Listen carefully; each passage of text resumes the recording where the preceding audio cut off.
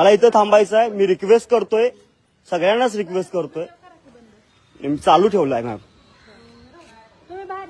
नाही, मी इथं थांबणार आहे. तुम्ही वाटलंच तर तुम्ही मला बाहेर काढण्याच्या ऐवजी ज्या पद्धतीनं इथं या प्रोटेक्टेड असलेल्या वास्तूमध्ये या महिला आहेत त्यांना थांबवलं पाहिजे ना. तुम्ही मला का थांबवताय?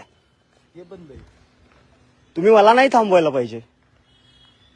माझी रिक्वेस्ट आहे. मी इथल्या आलेल्या महिलांना या स्वरूपाचं पत्रक देतोय. नाही ना, आम्ही इथंच थांबणार आहोत ना. तुम्ही मला जसं बाहेर काढताय इथल्या सगळ्या लोकांना बाहेर काढा.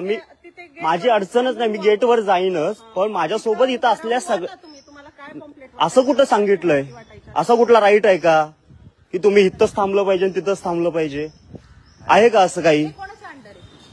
हे पुरातत्व खाता आणि त्यासोबत महानगरपालिका या आजपर्यंत त्यांनी लेखी सांगितलेलं आहे. पुरातत्व खात्यामधून कधी या लेडीजला इथे यायला विरोध केलाय? नाही. महानगरपालिकेने कधी या लेडीजला इथे यायला विरोध केलाय?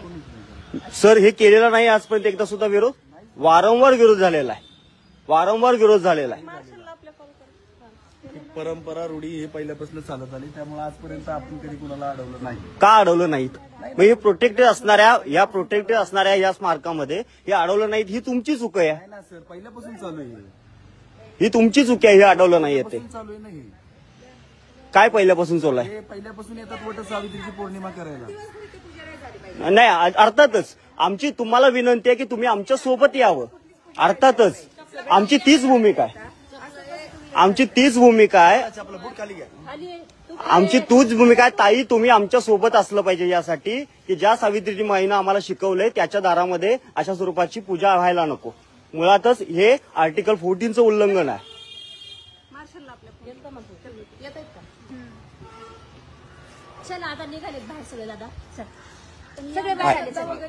नाही, आम्हाला मान्य आहे तुमच्या श्रद्धेचा. आम्ही पूर्णपणे सहमत आहोत. तुमची श्रद्धा फक्त एक ठिकाण, मात्र हे ठिकाण हे नाही आहे. इथल्या बाजूच्या कुठल्याही वडाला आम्ही येणार नाही तुम्हाला विरोध करायला. आम्ही इथला विरोध पण करत नाहीत. आम्ही समजावून सांगतोय मॅम हे करू नका,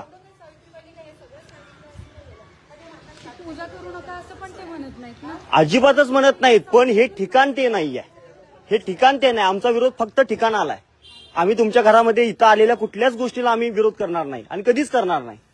तुमच्या धर्म निरपेक्ष तत्वानं धर्म स्वातंत्र्याचं पूर्ण तुम्हाला आचरण करण्याचं स्वातंत्र्य आहे. बरं साहेब, झालंय आता.